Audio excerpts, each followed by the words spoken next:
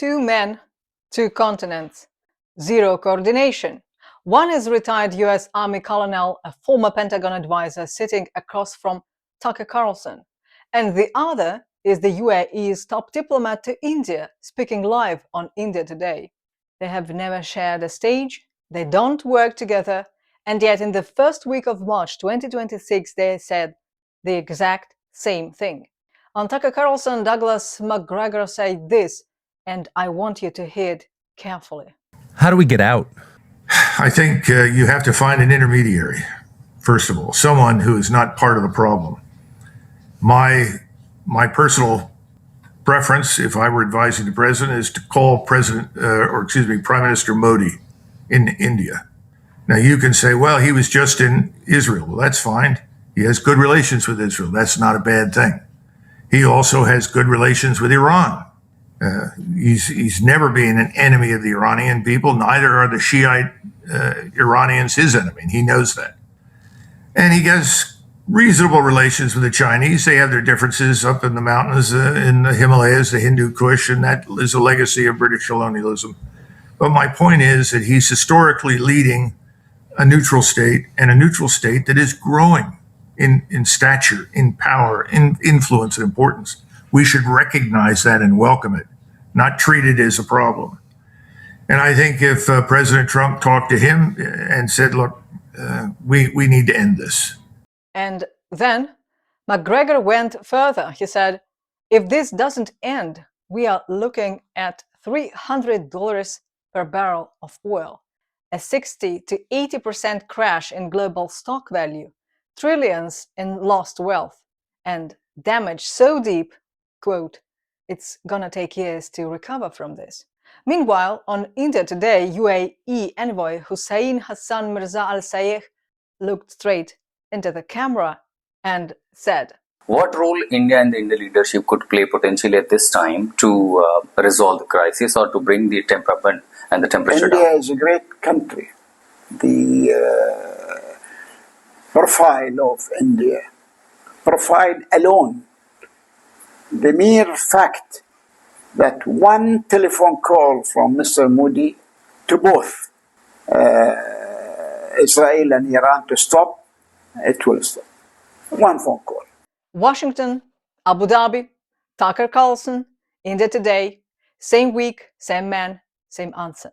When the world is on fire and every eye turns to one leader, you are not watching a crisis anymore. You are watching India's moment arrive. So what caused all this?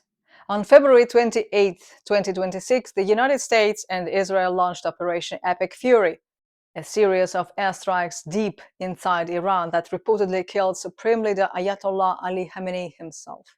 The regime didn't collapse. The war regionalized. And diplomatic vacuum that followed is exactly why two men on opposite sides of the planet independently pointed at the same solution. These are not official calls from Washington. There is no diplomatic channel being opened. These are outside voices making public appeals because the official channels have already failed. When the people closest to power start looking elsewhere, the center has already moved.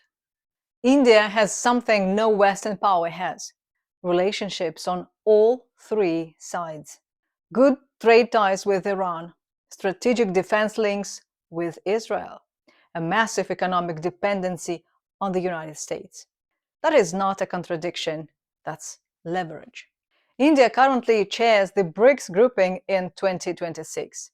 Iran, a full BRICS member since 2024, has explicitly called on India to lead the bloc's response to what Tehran calls Western military aggression. Iranian Foreign Minister Abbas Araghchi briefed India's External Affairs Minister Jaishankar multiple times. His message was direct. BRICS must play a constructive role, and India must lead it. What would you do if you were Jaishankar right now? Pick a side or hold the center? Drop your answer in the comments. Now, here is where it gets personal for India.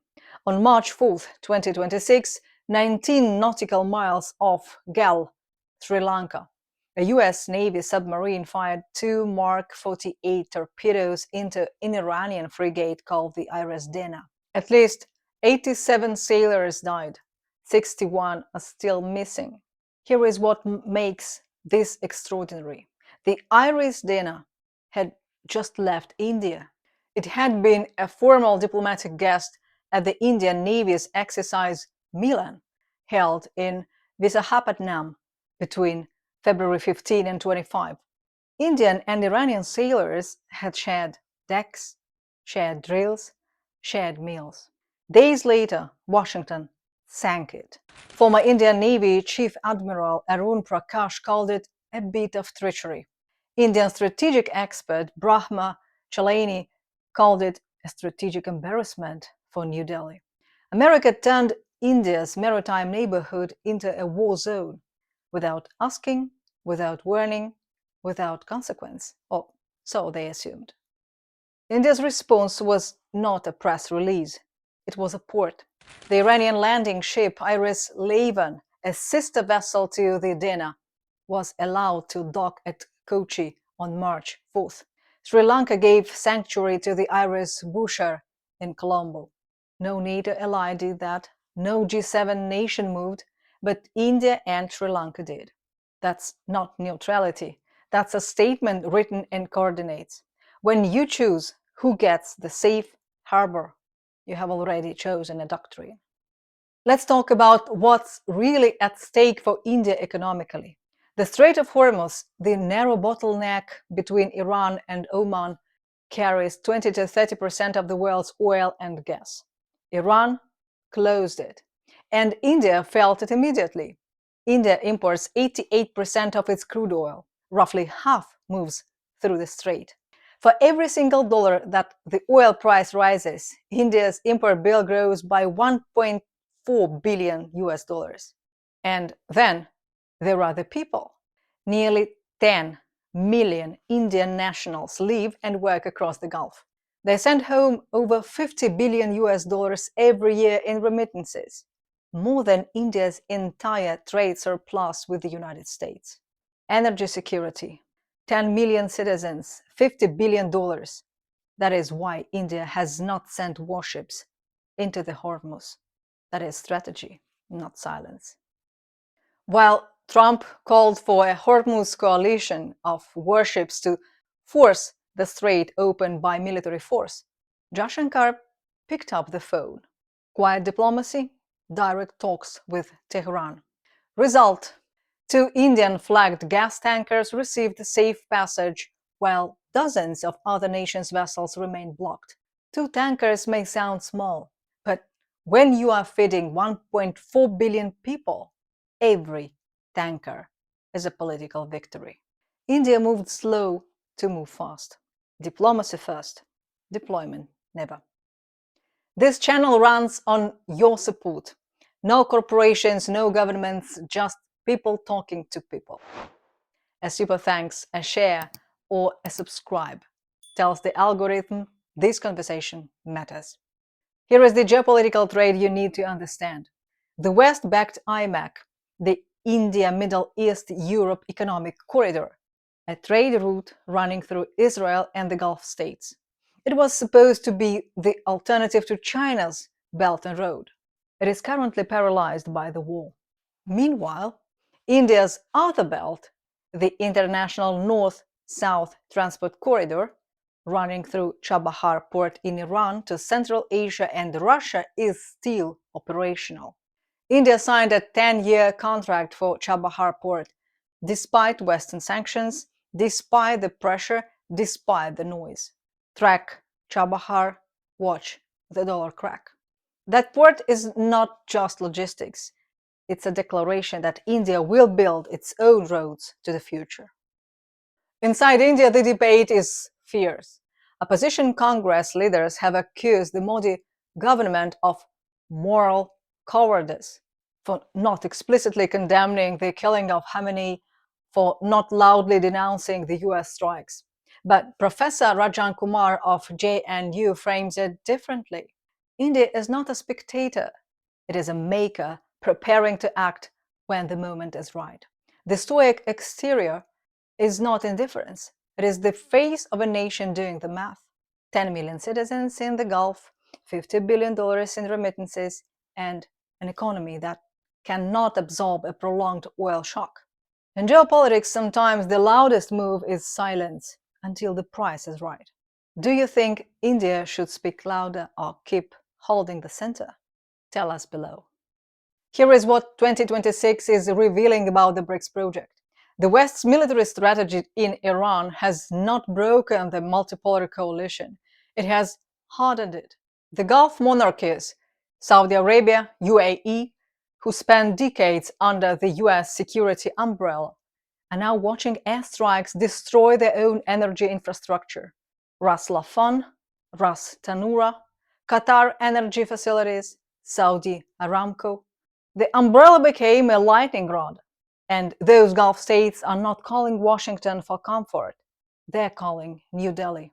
When your security guarantor starts blowing up your ports, you find a new guarantor. BRICS is not asking for that role. It is simply being chosen. And this is not just our read. This week, veteran Singaporean diplomat Kishore Mahbubani, writing in Foreign Affairs, gave the Western elite its most uncomfortable mirror yet. He pointed out something simple. The global South does not fear China and Russia, and has had just as much, perhaps more, to fear from the West in recent history. The double standards over Ukraine, the tens of thousands of civilians killed in Gaza, the frozen Russian assets, the condescension toward China, while Beijing's economy races toward twice the size of the entire European Union by 2050. The European Union, Mahbubani concludes, has effectively isolated itself from the global South and from Trump's United States. That is not a radical blogger saying that. That is a veteran diplomat published in the West's own flagship foreign policy journal. When your critics start publishing in your house, the argument is already over. Here is what we have observed watching this unfold since February 28th. India does not need to fire a single weapon, sanction a single bank, or break a single alliance to change the outcome of this conflict. It needs to make one move: convene a BRICS-led emergency dialogue. Iran, the Gulf states, and Turkey at the same table before Washington reloads. The infrastructure is there. Chabahar connects India to Iran. The BRICS chair gives Modi the platform. The Milan goodwill gives him the trust. The window is open. It does not stay open long. In every era of global transformation, there is a moment when the old order reveals it cannot hold, and the new order reveals it is not yet ready. We are in that moment right now. The IRIS Dena is at the bottom of the Indian Ocean. 87 sailors are gone. The Strait of Hormuz is contested, and a former US Pentagon advisor is publicly asking an Indian prime minister to do what Washington cannot. So why hasn't India moved yet?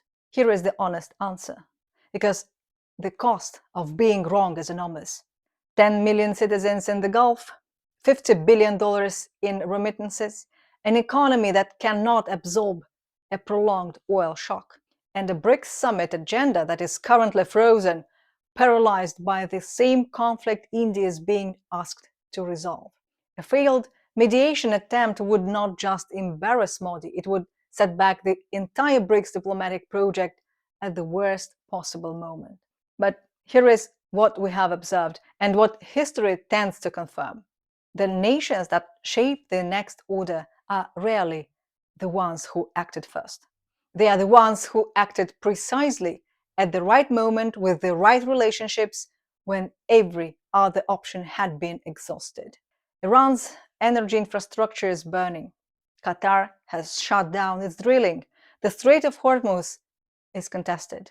And two independent voices from Washington and Abu Dhabi have already told the world who holds the key. The BRICS summit cannot afford silence much longer, and neither can the Indian Ocean. Maybe the real question is not, can India stop this war? Maybe the question is, what is India waiting for? And is the world patient enough to find out? Waiting for your comments. Thanks for watching.